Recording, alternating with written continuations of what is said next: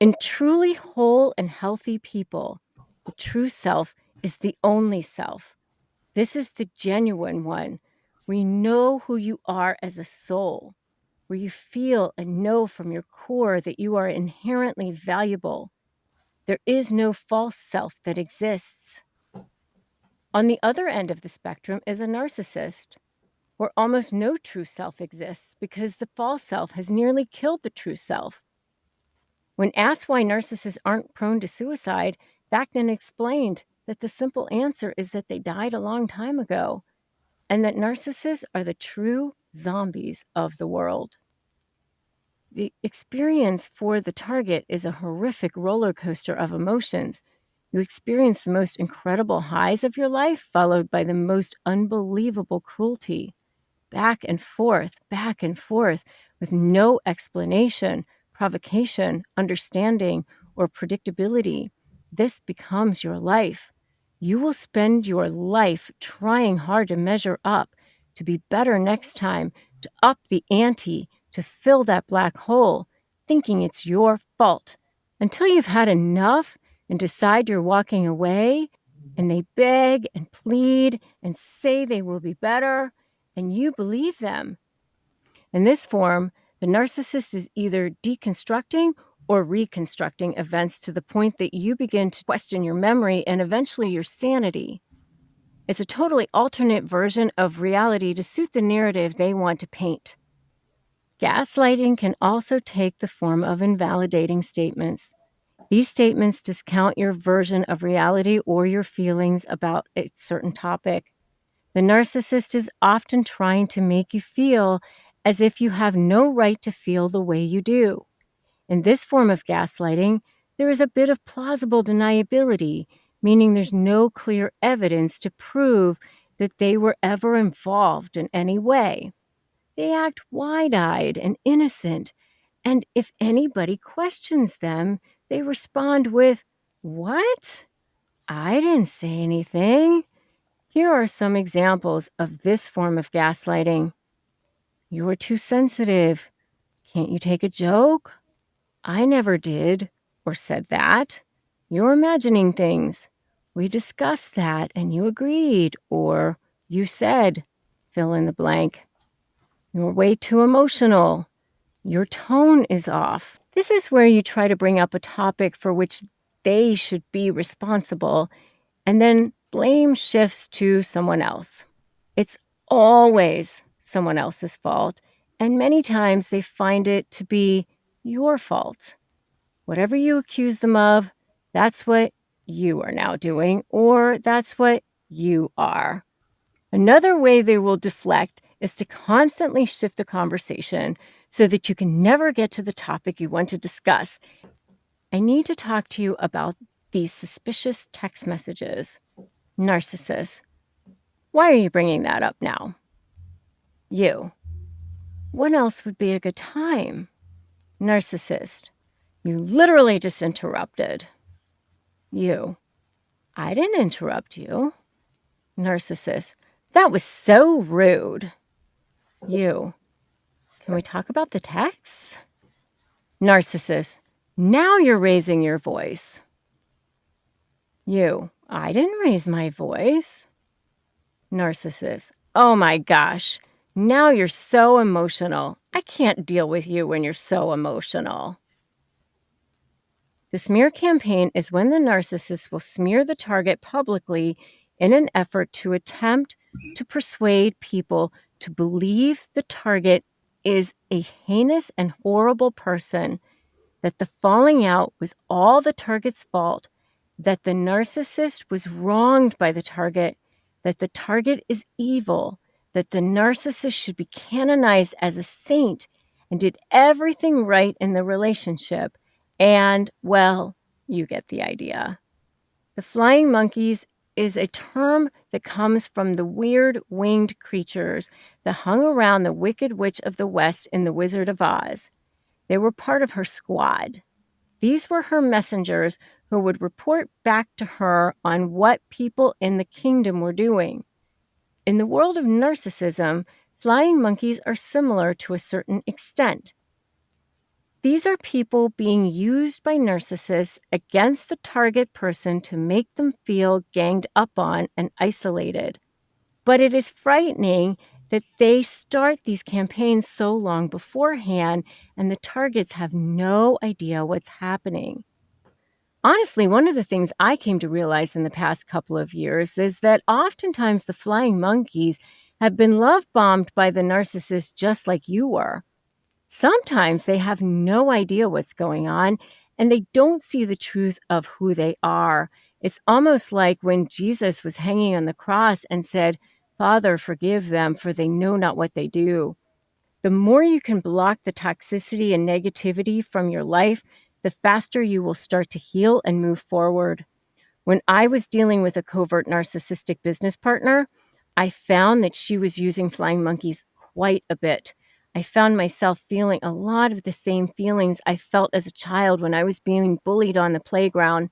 Quite frankly, until I realized what was going on, I truly had to distance myself from everyone whom the narcissist had a relationship with in order to heal and move forward.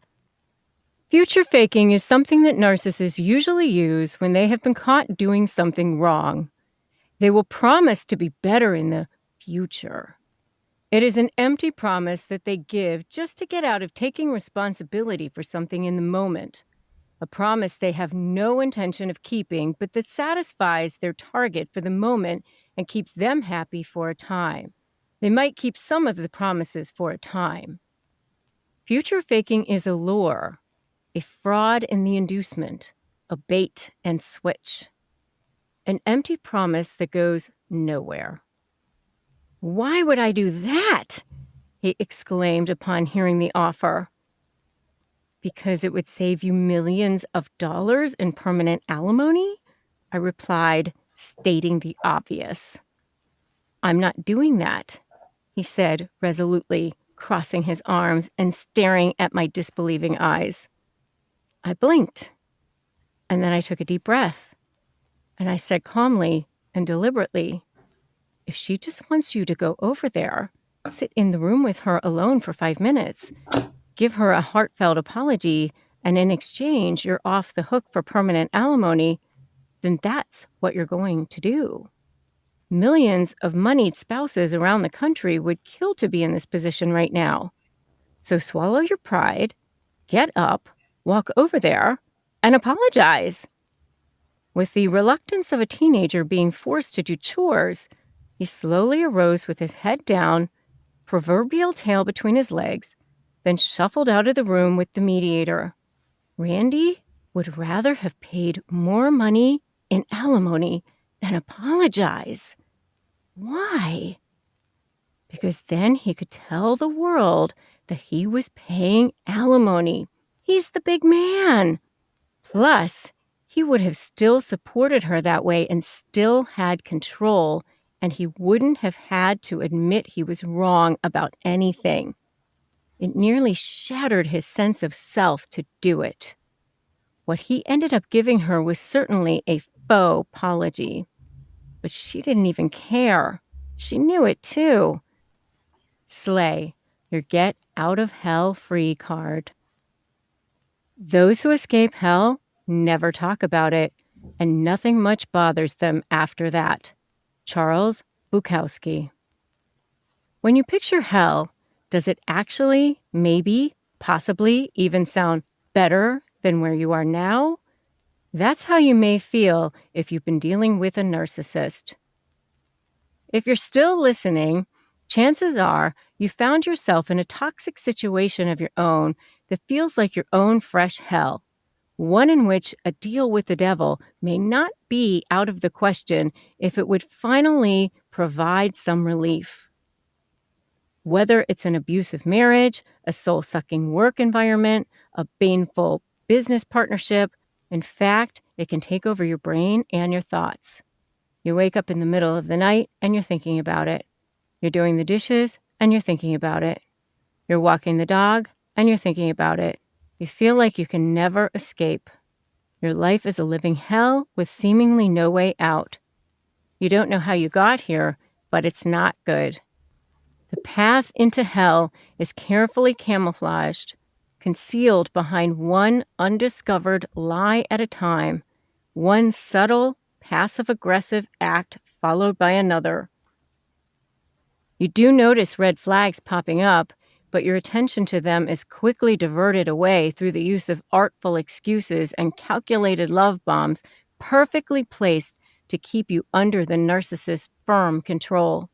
And the narcissist does what a narcissist does best: slowly force their way into a position of power and dominance by making you feel both amazing and then inferior and deeply dependent upon them at the same time. Eventually, when the abuse is recognized, most victims don't know how to start breaking free, where to find help, or even if freedom is possible. You need to know narcissistic abuse is a vicious cycle, but it is one that can be broken. For those of us who've dealt with the pain of narcissistic abuse, we feel so isolated, so ashamed, so alone, and as if no one else understands. But once you realize that, one, narcissists are so similar to each other, and two, the pain that other targets are feeling too is so similar to what you're experiencing, it is so comforting. The path to healing becomes so much clearer once you know what you're dealing with.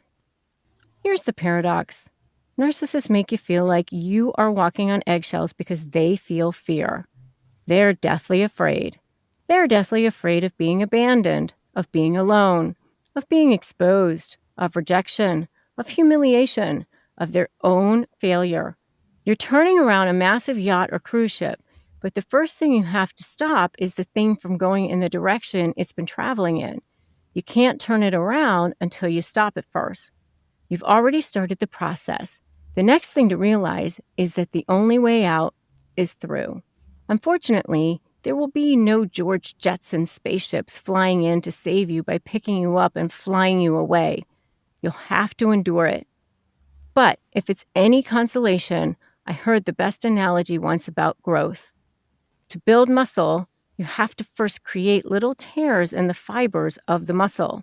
When the body repairs those tears, those muscles are then more adaptable and prepared to handle what caused the damage in the first place. Thus, the muscles are now stronger.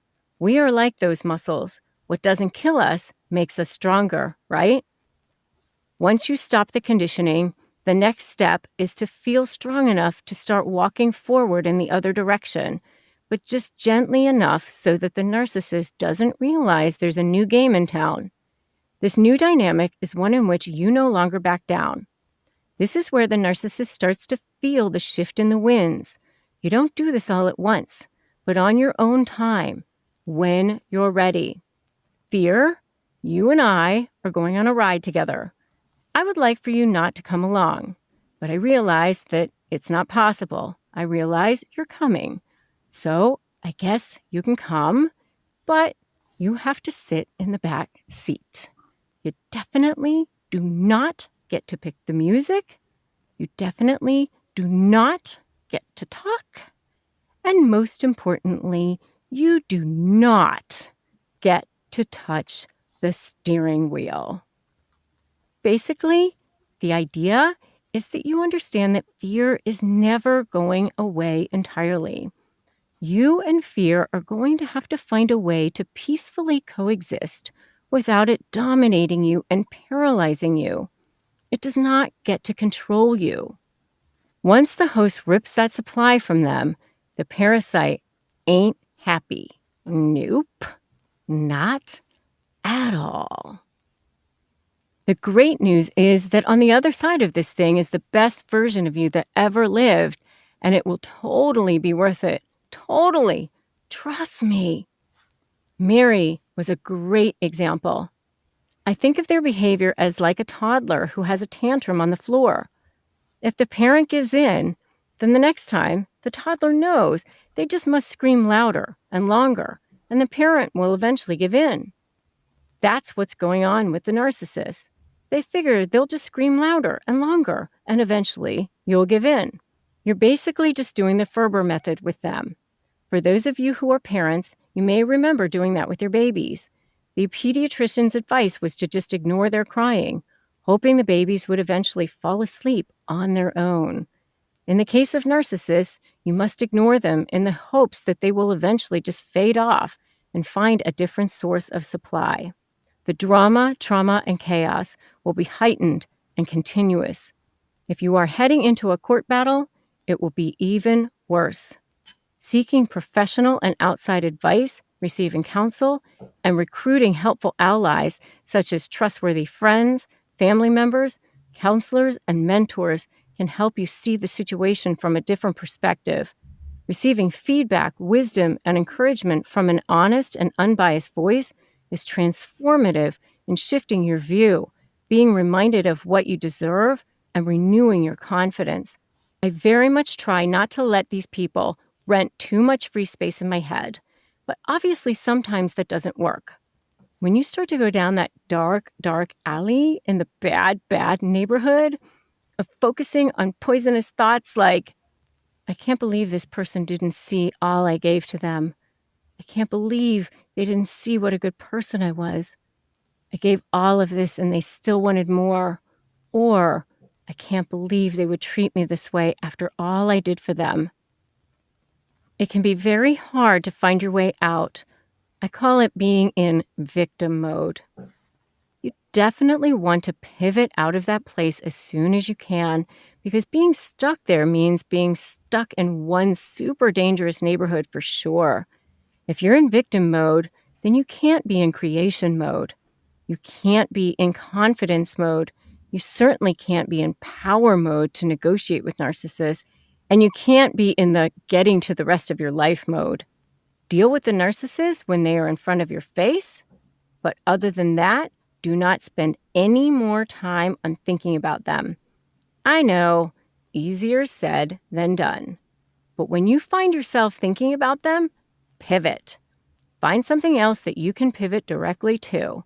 It's easier if you have something that you know you are going to pivot to directly. Just have something else at the ready right away after that is over. Choose anything that will help you shift your mind away from thinking about the negative energy of that person. You want to create something that you know you will be able to pivot to thinking about right away instead of the narcissist, so that when anything happens with the narcissist, you have something else that is positive to immediately direct your attention to instead. You want it to be something that you are excited about and something that will lift your spirits and your energy. Find your vibe tribe. By raising the vibrational energy of the people that you spend time with, you also raise your own vibrational energy. Don't spend time with people who bring you down. We all have vibrational energy. It's measurable. This is a law of physics. This is not a woo-woo thing. If you are with people who are sad, depressed, bringing you down, or just simply not supportive of you, it will cause you to feel darker.